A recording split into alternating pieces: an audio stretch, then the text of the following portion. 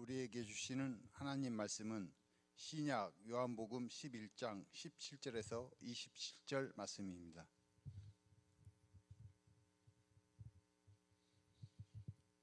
예수께서 와서 보시니 나사로가 무덤에 있은지 이미 나으리라.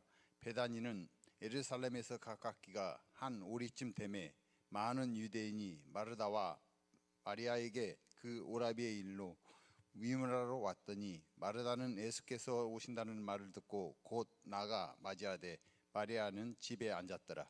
마르다가 예수께 여짜오되 주께서 여기 계셨더라면 내 오라버니가 죽지 아니하였겠나이다.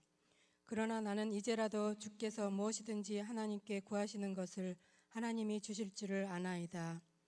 예수께서 이르시되 내 오라비가 다시 살아나리라.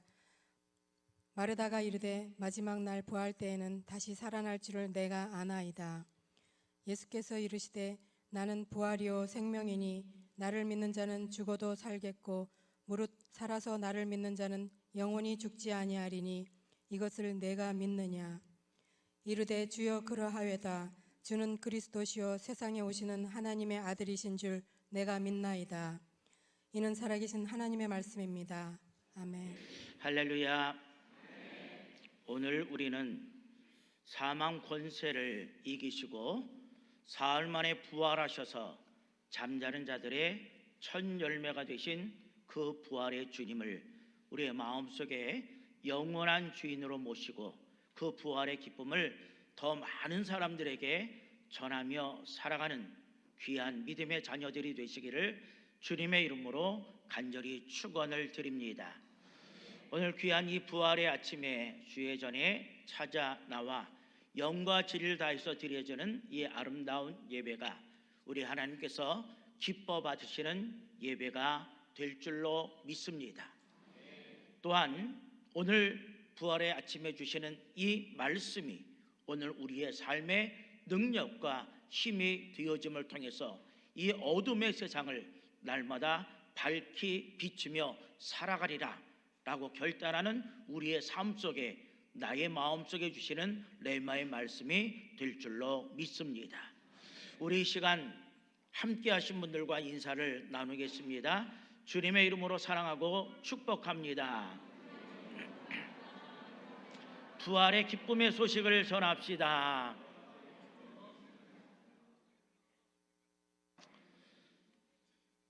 오늘은 부활절입니다. 이날은 예수님의 부활을 축하하고 기억하는 날입니다. 또한 교회적으로 보면 가장 오래된 축제의 날이다 라고도 볼 수가 있습니다. 그래서 이 날은 우리가 매우 의미 있게 보내는 날이다 이렇게 생각해 볼 수가 있습니다. 여러분, 원래 부활절이라고 하는 날짜는요 325년 여러분이 잘 아는 니케아 공회에서 사실 결정된 날입니다. 매년 춘분 이후에 첫 번째 보름달이 뜨는 그 주일이 어떤 주일이냐? 부활주일. 그래서 해마다 부활주일은 날짜가 똑같을까요? 다를까요? 다릅니다. 올해는 4월 5일, 내년에는 3월 28일, 그 다음에 2028년도에는 4월 16일 이렇게 정해져 있습니다. 여러분, 그런데 부활절 하면 생각나는 게 뭐가 있을까요? 뭐가 있을까요? 여러분, 오늘 집에 가실 때 한두 개씩 드릴 거예요. 뭐가? 달걀. 수준 있게 계란에 그러지 말고 달걀. 자, 여러분, 이 부활절이 되면 여러분 우리가 달걀을 삶아서 예쁘게 색칠을 하고 때로는 거기다 글을 써서 다른 사람과 함께 나눕니다. 여러분, 이 부활절에 어떤 달걀의 유래는 하나만 있는 건 아닙니다. 여러 가지가 있어요. 그 중에 오늘 한 가지를 여러분에게 말씀을 드리려고 합니다. 어느 마을에요 잘 사는, 신앙적으로도 잘 살고 물질적으로도 부자인 한 부부가 살고 있었습니다. 그런데 이 집에 가언이 뭐냐? 하나님의 보호하심을 믿어라 라고 하는 가언입니다. 이 말씀을 가지고 하나님을 의지하면서 잘 살고 있었습니다. 그러나 어느 날 십자군 전쟁이 일어나게 되죠. 그래서 이 남편이 예루살렘으로 떠나게 됩니다. 그런데 1년, 2년, 3년 여러 해가 지나도 이 남편이 돌아올 생각을 하지 않습니다. 그리고 남편이 살았는지 죽었는지도 알 수가 없습니다. 그러는 사이에 그 동네에 아주 나쁜 사람들이 이 여인이 살고 있는 집을 빼앗게 됩니다. 어쩔 수 없이 이 여인은 집에서 떠나서 남편이 돌아올 만한 길목에 작은 방을 하나 얻어서 살게 됩니다. 그 여인의 이름이 로잘린드라고 하는 여인입니다. 이 여인은요, 매일 동네 아이들을 불러 모아서 예수님에 대한 이야기를 전하며 그들을 사랑으로 잘 양육했습니다. 그리고 이제 부활절이 얼마 남지 아니했을 때 이 여인은 한 가지를 생각합니다. 이 동네는 닭이 없으니까 달걀을 주면 어떨까라는 생각을 하고 이 달걀을 구입해서 아주 예쁘게 색칠을 잘하고 글씨를 써서 준비해 놨습니다. 그리고 아이들에게 이렇게 얘기합니다. 야, 너희들 저 숲속에 가서 예쁜 새집을 하나 지고 내려와라. 아이들이 숲속으로 와서 예쁜 새집을 나름대로 다 짓고 내려왔습니다. 그리고는 이 로잘린드는 아이들을 위해서 맛있는 간식과 식사를 준비하고 그 사이에 아이들이 지었던 새집으로 가서 자기가 예쁘게 만든 그 달걀을 하나하나씩 다 집어넣게 됐습니다. 그리고 식사 후에 아이들에게 얘기합니다. 야, 이제 너희들이 지었던 새집으로 가서 거기에 뭐가 있는가 한번 찾아봐라. 그런데 아이들이 보니까 아주 달걀하게 예쁜 색칠하고 또한 거기에 아름다운 글씨가 하나 써 있던 겁니다. 아이들이 얼마나 좋았을까요? 기쁜 마음으로 이제 집으로 돌아가는데 한 아이가 집으로 돌아가는 길에 쓰러진 한 병사를 발견합니다. 바로 십자군의 병사였던 거죠. 너무나도 지쳐 있는 것을 보고 정말로 이 아이가 이 달걀을 주기를 망설였지만 그래도 나보다 이 사람이 더 필요하겠지라고 하는 마음을 가지고 그 사람에게 주게 됐죠. 그 군사는요, 그것을 받고 먹으려고 한 순간 그 달걀에 써 있는 글씨를 발견하게 됩니다. 그 글씨가 무엇일까요? 하나님의 보호하심을 믿으라. 그 집의 가훈이었던 겁니다.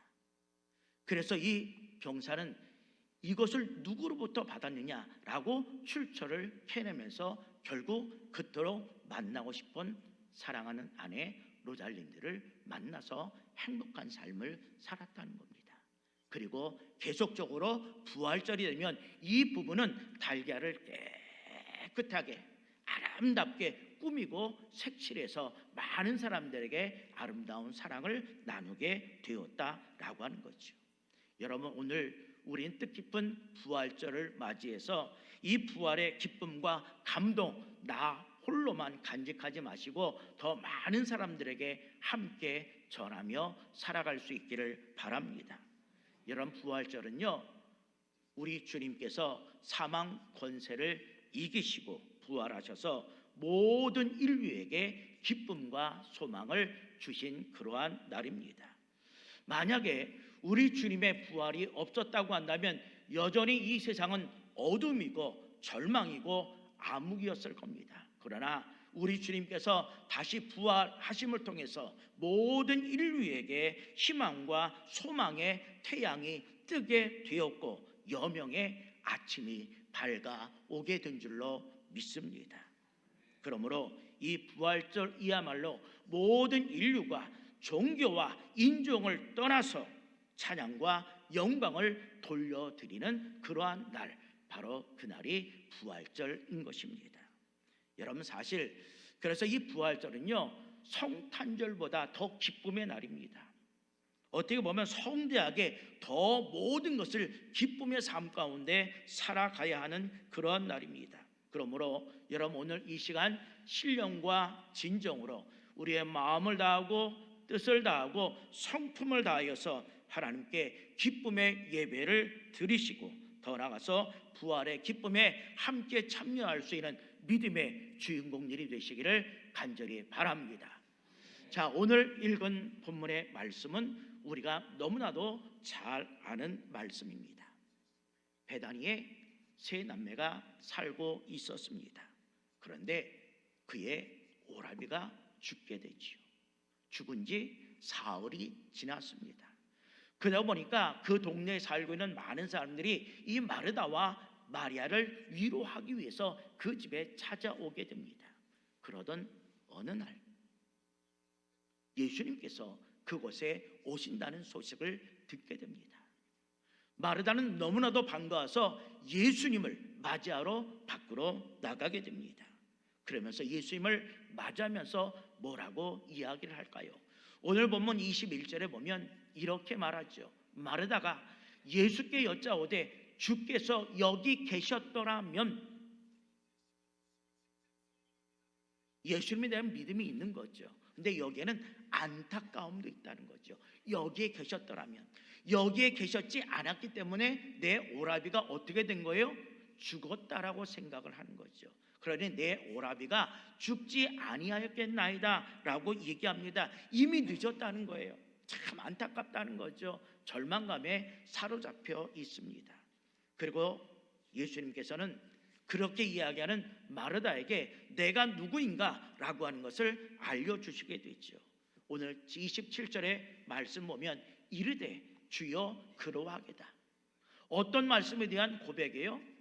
예수님, 나는 부활이요 생명이니 라는 그 말씀 앞에 맞습니다 라는 신앙적인 고백이 주여 그러하웨이다 라는 거예요.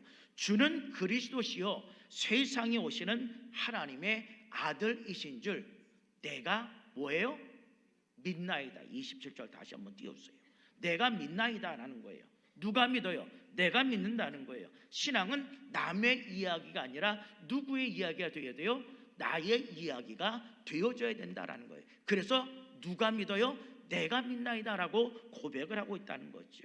이 고백을 통해서 마르다의 가정에 어떤 역사가 일어났어요? 부활의 역사가 일어나서 예수님께서 죽은 나사로를 다시금 살려내신 줄로 믿습니다. 여러분, 우리 오늘 이 본문의 말씀을 함께 생각해 보면서 과연 우리는 마르다와 같은 확고한 신앙과 믿음이 나에게 있는가? 다시 한번 생각해 보시길 바랍니다. 혹 이 마르다와 같은 신앙과 믿음이 나에게 없다라고 한다면 여러분, 오늘 이 시간을 통해서 흔들리는 우리의 믿음과 신앙을 다시 한번 확고하게 만들고자 결단할 수 있는 은혜의 귀한 시간이 되시기를 주님의 이름으로 간절히 축원을 드립니다. 자, 그렇다고 한다면 오늘 말씀을 통해서 확고한 부활의 신앙은 과연 무엇이냐? 첫 번째로 예수님께서 부활되심을 믿어야 한다라고 하는 겁니다. 오늘 본문 25절에 있는 말씀을 보십시오. 예수께서 이르시되 나는 부활이요 생명이니. 여러분, 부활과 생명이라고 하는 것은 뗄래야 뗄 수 없는 불가분의 관계를 가지고 있다라고 하는 거예요. 나는 부활이다. 이거는 예수님께서 나는 누구다라고 하는 자기의 선언에 대한 말씀이라고 볼 수 있어요. 여러분, 우리가 요한복음에 보면 나는 세상의 빛이다, 나는 생명의 떡이다 이렇게 말씀하시죠. 이것이 바로 예수 그리스도의 정체성에 대한 말씀이라는 것을 우리는 볼 수가 있습니다. 이처럼 예수님은 우리의 부활이 되어 주시기 때문에 우리는 죽어도 다시금 살 소망이 있는 줄로 믿습니다. 그러므로 죽음 두려워할 필요가 있어요, 없어요? 없다라고 하는 거예요. 왜냐? 부활 대신 예수님만을 우리가 믿고 담대히 살아갈 때 결국 죽음은 우리의 삶 속에 떠날 수밖에 없는 일이기 때문입니다. 여러분, 우리가 성경을 읽다 보면 예수님께서 스스로 부활되심에 대해서 세 가지의 방법을 통해서 증명해 보여주는 것을 볼 수 있습니다. 첫 번째는 무엇을 통해서? 바로 말씀을 통해서 우리에게 보여준다는 거죠. 여러분, 예수님 당시 종교인들에게 예수님께서 이렇게 말씀하셨어요. 요한복음 2장 19절의 말씀을 보면 예수께서 대답하여 이르시되 너희가 이 성전을 헐라. 성전. 여러분, 성전이라는 것은 여기서 누구의 몸을 말할까요? 예수님의 몸을 말하는 거예요. 헐라라고 한다는 것은 십자가, 예수님의 죽으심을 의미하고 있습니다. 그 다음에 보니까 내가 사흘 동안 일으키리라. 이건 예수님의 무엇을 의미할까요? 부활을 의미해 주고 있어요. 이 짧은 말씀 속에 예수님의 몸이 십자가에서 죽으심을 통해서 사흘 만에 다시 살아나게 될 것이다 라고 하는 말씀을 증거해 주고 있다라는 거지요. 예수님은 십자가를 지시고 분명히 돌아가실 겁니다. 그러나 사흘 만에 다시금 사망 권세를 이기시고 부활하실 것, 이것을 예언적으로 하신 말씀이 지금 우리가 읽은 말씀입니다. 그러면서 마가복음 8장 31절에 보면요, 이렇게 기록하고 있어요. 인자라는 건 예수 그리스도죠. 많은 고난을 받고 장로들과 대지상과 서기관들, 그때 당시의 종교 지도자들이죠. 이런 사람에게 버림받되고 죽임을 당하고, 그리고 그 다음에 보세요. 사흘 만에 살아나야 할 것을 비로소 그들에게 가르치시되, 사흘 만에 살아나야 할 것을, 여러분, 부활은 선택이 아니라는 거예요. 부활은 하나님의 섭리요, 하나님의 계획인 줄로 믿습니다. 이같이 예수님은 자신의 부활을 무엇으로 나타냈어요? 말씀으로 나타내 보이신 줄로 믿습니다. 두 번째, 예수님의 부활되심을 무엇으로 나타났냐? 기적으로 나타나신 것을 우리는 볼 수가 있습니다. 여러분, 우리가 성경을 읽다 보면 성경에는 참 많은 기적이 나타납니다. 그 가운데 사람을 살리는 기적에 대한 이야기도 참 많이 나오고 있죠. 오늘 주인공인 나사로, 죽은 사람을 살렸죠. 또한 회당장 야이로의 딸을 살리셨던 사건이 성경에 나옵니다. 또한 나인성 과부의 아들을 살리셨던 사건도 나오고 있습니다. 물론 이들의 부활은 일시적인 부활이었지만 예수님은 이러한 기적을 통해서 자신이 우리의 부활되신다라고 하는 것을 너무나도 분명하고도 선명하게 가르쳐주고 있다는 거죠. 마지막 세 번째는 스스로 자신의 부활을 통해서 보여주셨다라고 하는 사실입니다. 여러분, 예수님은 고난의 십자가를 지시고 우리를 대신해서 죽으셨지만은 사흘 만에 사망 권세를 이기시고 다시 살아나셨습니다. 이처럼 예수님은 말씀과 기적과 스스로 부활을 통해서 우리의 부활되심을 분명히 보여주셨다는 거죠. 그 후에 두려움에 떨던 제자들은 어떻게 됩니까? 더 이상 두려움에 떨지 아니하고 예수 그리스도의 복음을 전했던 것을 볼 수 있습니다. 왜냐? 예수 그리스도의 부활을 통해서 더 이상 죽음이 그들에게 결코 두려움이 아니기 때문입니다. 이러한 흔들림 없는 부활 신앙이 오늘 이 어려움의 시대를 살아가는 우리들의 신앙과 믿음, 확고한 신앙과 믿음이 되어야 할 줄로 믿습니다. 마지막 두 번째로, 확고한 부활 신앙이라고 하는 것은 무엇이냐? 예수님께서 우리의 생명이 되심을 믿어야 할 줄로 믿습니다. 오늘 본문 25절, 26절에 있는 말씀 보시면 예수께서 이르시되 나는 부활이요 생명이니, 부활과 생명에 대한 말씀을 이어서 해주고 있습니다. 부활이 없으면 생명도 없어요. 생명이 없으면 부활도 없다라는 거죠. 그러면서 오늘 보면 24절 말씀 보시면 이렇게 기록하여 마르다가 이르되 마지막 날 부활 때에는 종말론적 부활 신앙을 가지고 있다는 거죠. 다시 살아날 줄을 내가 아나이다. 내가 안다는 건 뭐예요? 신앙적인 확신을 내가 가지고 있다라고 하는 사실이죠. 여러분, 이 말씀에도 보면 이 부활과 생명이라고 하는 것은 뗄래야 뗄 수 없는 연결적인 사건이다라고 하는 것을 우리에게 말씀해 주고 있다라는 거죠. 자, 다시 25절로 넘어가면 그 다음에 보면 나를 믿는 자는 죽어도 살겠고, 여러분, 죽음과 생명과 죽음을 대구를 통해서 그 의미를 더욱더 강하게 강조하고 있는 것을 보게 되죠. 그리스도를 믿는 자의 육체적 죽음은 결코 끝이 아니라는 것을 보여주고 있어요. 왜냐? 우리는 악인들과 달리 심판의 부활이 아니라 생명의 부활을 맞이하기 때문이다 라고 하는 사실입니다. 여러분 요한복음 5장 29절의 말씀 보면 우리에게 이렇게 말씀하고 있어요. 선한 일을 행하는 자, 하나님의 뜻대로 부르심을 입고 하나님의 말씀대로 함께 살아간 자, 이 사람에게는 어떤 부활? 어떤 부활? 생명의 부활. 악한 일을 행한 자, 죄 가운데 살고 하나님을 떠난 자는 어떤 부활? 심판의 부활. 여러분, 우리가 똑같이 이 세상을 살아가는 것 같지만 마지막 때는 다른 부활로 우리는 임하게 될 수밖에 없다라고 하는 사실입니다. 그러나 우리는 뭐예요? 심판의 부활이 아니라 생명의 부활을 지니고 살아가는 하나님의 사람인 줄로 믿습니다. 그러므로 우리 그리스도인은요, 삶의 육체 이후에 영원한 생명의 가치를 두고 살아가는 삶이어야 된다는 거예요. 그래서 우리는 낙심하지 아니하고 환난과 고난 가운데서도 늘 기뻐할 수 있습니다. 왜냐? 예수님께서 우리의 영원한 소망과 영원한 생명이 되어 주시기 때문입니다. 그러면서 마지막 보세요. 무릇 살아서 나를 믿는 자는, 여기서 산다는 것은 말씀은 육신이 아닌 영이 살아있는 자죠. 거듭난 사람, 이 사람을 의미합니다. 여러분, 예수 그리스도 밖에 있는 사람은 육은 살아있지만 영은 어떻게 된 거예요? 이미 죽은 사람입니다. 근데 그리스도 안에 있는 자는요, 영생이 있기 때문에 결코 죽음이라고 하는 것을 두려워할 필요가 없다라고 하는 사실이죠. 그러면서 마지막에 뭐라고 말씀합니까? 26절 끝에 보면 이것을 내가 믿느냐. 아멘. 이것을 내가 믿느냐.